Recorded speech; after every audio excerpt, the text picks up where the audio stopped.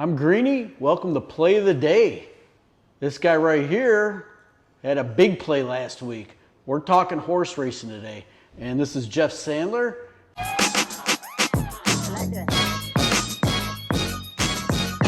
He was in the big BCBC Breeders' Cup Betting Challenge horse racing tournament last week. And Jeff took 6th place in the tournament. How many people were in this tournament? Around 590. 590, you took 6th place, but that's not the big play. The big play was your bet on the last race to get yourself in contention. Yeah, I went from, I believe I was about 170th place all the way up to 6th at the end. And this all just kind of happened on the last bet of the day, right? Correct, yep. Tell me a little bit about this tournament. It's a pretty prestigious tournament, one of the bigger tournaments of the year in the horse race genre. Yeah, this is the biggest cash money tournament in the horse race handicapping tournament world. It is a $10,000 entry fee, and it's run over the 2 Breeders' Cup days, Friday and Saturday. You have to bet 3 of the 5 races on Friday and 7 out of the 9 on Saturday, with a minimum of $600 a race. Out of your $10,000 entry fee, $2,500 of that goes toward the prize fund, and $7,500 is live money. So essentially, you have to bet your entire bankroll over the course of the 2 days. So you could bet $600 on 10 of the races, but you still have to bet a little bit more to make sure you bet $7,500 total. So it's a format that I have never been in before. The entry fee is pretty high. I've tried to, you can win qualifying entries, which in this case, I tied for a qualifying entry, and so I got half. So I had to come up with the other 5,000, which I did, and and gave it a shot. This was something that I've been trying to get into for years. And Was this your first time in this particular tournament? First time. So I thought there was going to be a huge learning curve. Really didn't go in with any expectations whatsoever. Is this the most prestigious tournament of the year, or isn't there another one that you've been in before, like yearly, that you it's like the World Series of Poker type thing in horse racing, or? Yeah, the NHC Championships is something that's built up over the whole year. That's one it was typically held in January, but they have now moved it to March. And that's one where you're crowned National Championship Handicapper of the Year. You win an Eclipse Award. It's a huge deal. And I've been in that one. This will be 4 times, and then this next year will be my 5th. And you have to qualify for that. You cannot buy yourself into it. It's held over 3 days in Las Vegas every year. And it's something that you build up throughout the year. So you can sometimes qualify early. Sometimes it comes down to the end of the year. So I've been fortunate enough to make it 4 times in the past. So you just took 6th place at this big tournament. So those are kind of the 2 biggies, right? Right. There's several smaller ones throughout the year. And is this the highest you've ever placed at one of these big tournaments so far, or? Yeah. So 6th place, the money I won in this tournament is definitely the highest finish. I did finish in 3rd place So Lone Star Park had a 3-day tournament over Memorial Weekend this past year. Okay. Each day was a separate tournament. I finished, it was about 100 people each day. I finished 9th one day, 3rd another day, and 8th another day. So that gave me a lot of confidence. It was a similar format to the one I just finished 6th place in.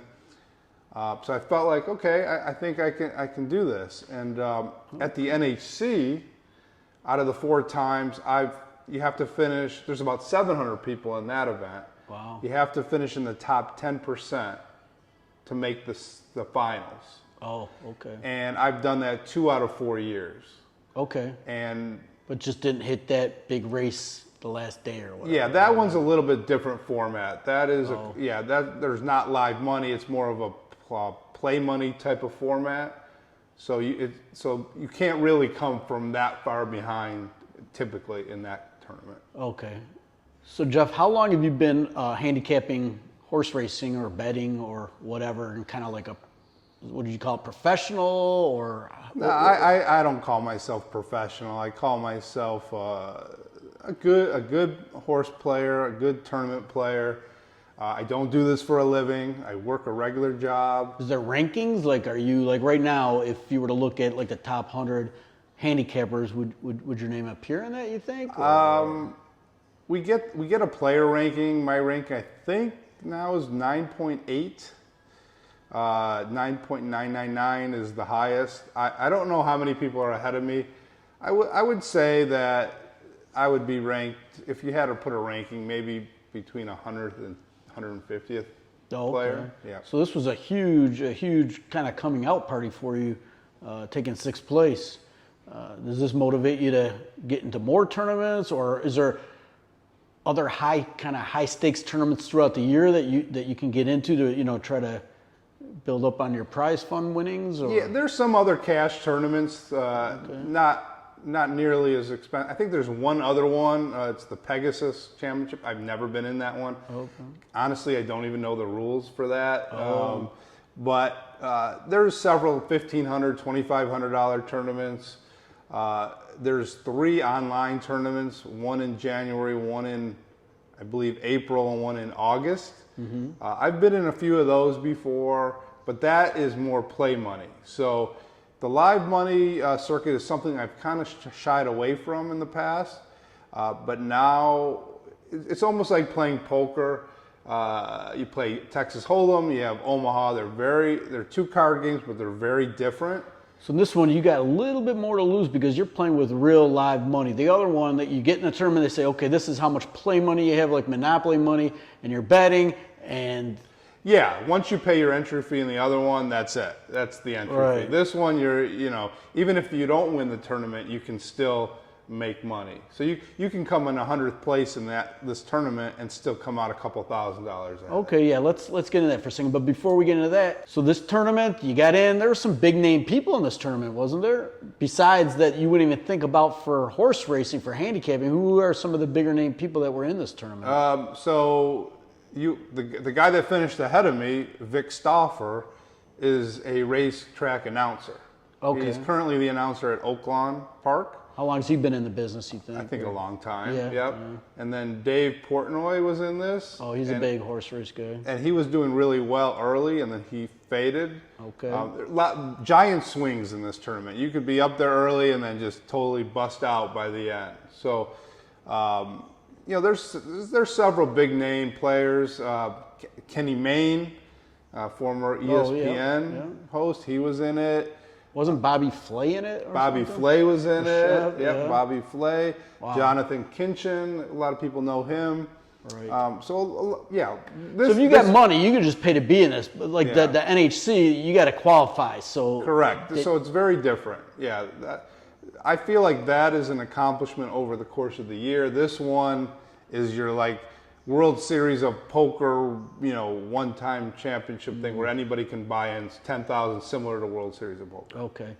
And once you're betting throughout the day, I mean, you have to use the money that's allotted that you bought in. You couldn't say, "Oh, I'm down. I want to throw more money in." It's just that money that what'd you say, 7,500 or 5,000? Yeah, 7,500. So you could, in one race, bet your entire bankroll and say, "Hey, if I win, great. If I lose, I'm out." Right, but you can't buy more money. No, once you're out, you're out. Okay. All right, let's talk a little bit about your play of the day. So you're going through this race. How many day tournament? So it's 2-day tournament. Okay. How are you doing the first day? First day, I did pretty well. I think most people kind of just try to get through the first day. Mm-hmm. And I was hot. My picks were happening. I was doing very well. If it would have been toward the end of the second day, I probably would have done really, really well, but I played conservatively, and I built my bankroll up. At the end of the day, I was in 44th place. Out of almost 600 or? Yeah, I think 590. Okay. That puts you in contention. Was there a cutoff? Was there only a certain amount of people that qualified for the second day, or just a 2-day? No, I think unless you busted out, okay. Which I think there were 30 or 40 people that busted out. Oh. But I was just betting the minimum amounts to get through that day. What's the minimum amount you got to bet on a race to? Well, you had to bet $600 on 3 races. So okay. I decided Each race or total? $600 each race. Okay. Minimum of 3 of the 5 Breeders' Cup races. Okay. You could have done all 5 though, right? You could have done all 5. I said it before the day. I said I'm only going to spend $2,000 the first day. Okay. So I think I built it up. So you start off with 7,500. I can't remember exactly what I had at the end of the day, but I think it was like 11,500 somewhere in there. So I had about $4,000 profit the first day.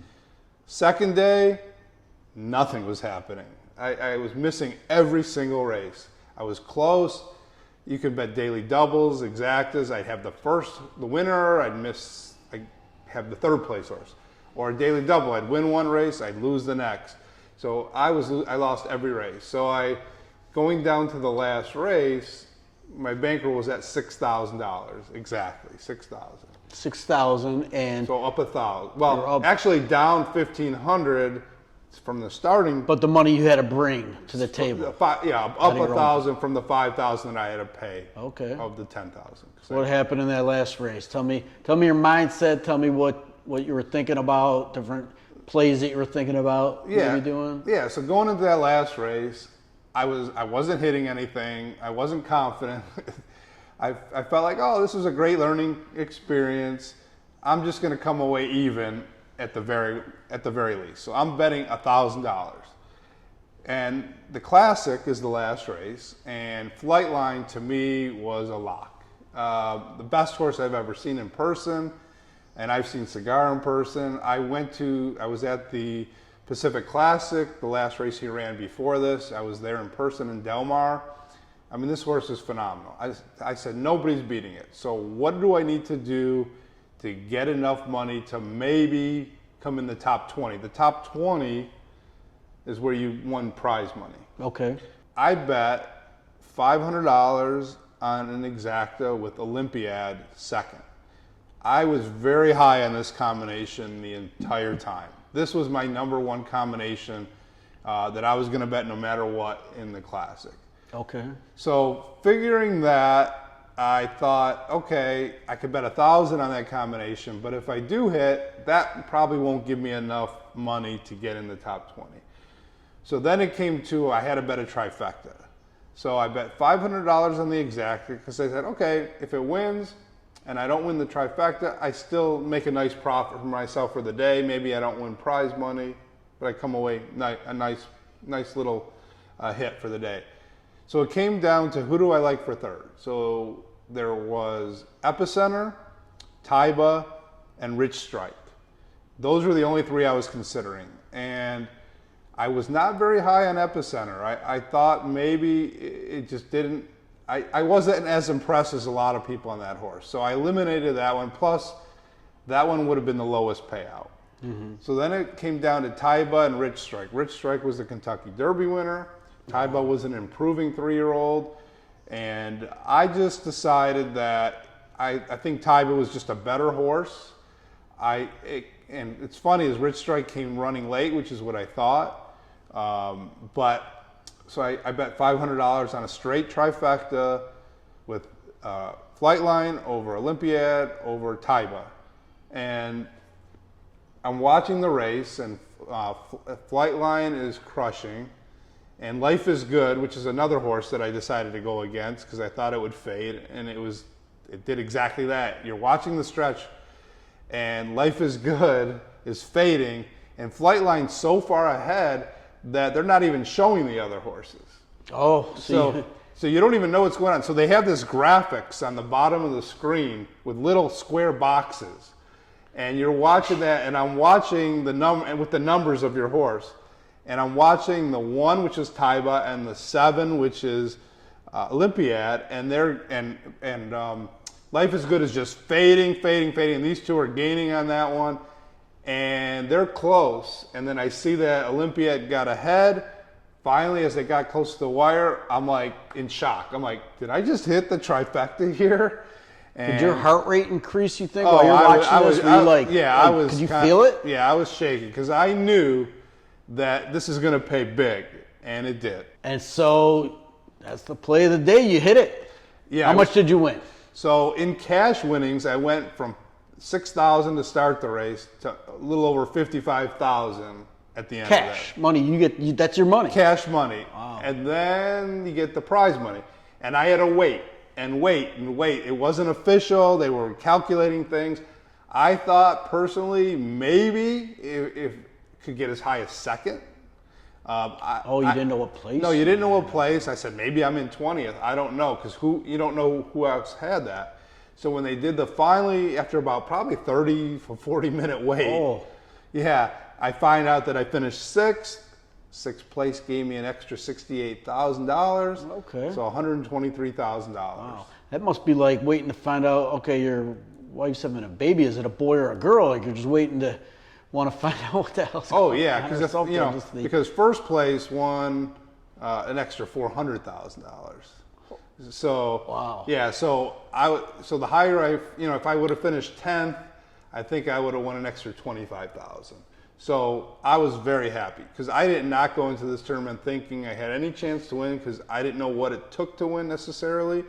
I think people, if you treat this as play money, I think they have a better chance because they don't care if they lose the money. Right. I wasn't in that position for this tournament. So the fact that I finished sixth and I really necessarily wasn't playing necessarily to win. Right. It's going to give me a huge boost of confidence going forward. Kick yourself at all for not increasing your bet on that last race when you bet like what, one out of 1,000 out of. I'm not kicking myself because I might have spread things a little differently. I was just so happy to win. Nice chatting with you, Jeff, and that's pretty good. That's our play of the day. Guys, leave me a comment. Let me know what you think about this. More horse racing. Most of my shorts have been NBA, different little highlights. You guys like the highlights? You want some more long-form podcasts? What do you guys? Any suggestions here? Any closing comments, Jeff? Yeah, I just love the handicapping circuit. It's not as well known as poker, some of the other sports betting, fantasy football, but you can win some serious money, and you don't necessarily have to risk a whole lot of money. I mean, some people spend a lot, some people spend a little. I'm kind of in between, and if you're interested, I can teach you all about it. I have no problem mentoring somebody, getting them involved. I think it's on the rise. I think people are. It's on the rise. Back into it. You can do a lot of things. You don't have to go to the track necessarily to enter these. Let me know what you guys think about maybe weekly, monthly kind of horse race show. I mean, this is a new channel. Let me know what you think. Are you interested in a weekly horse race show, monthly horse race show? You guys, you want to hear people talk poker? You want basketball people, hockey people? What are you guys looking for on this channel?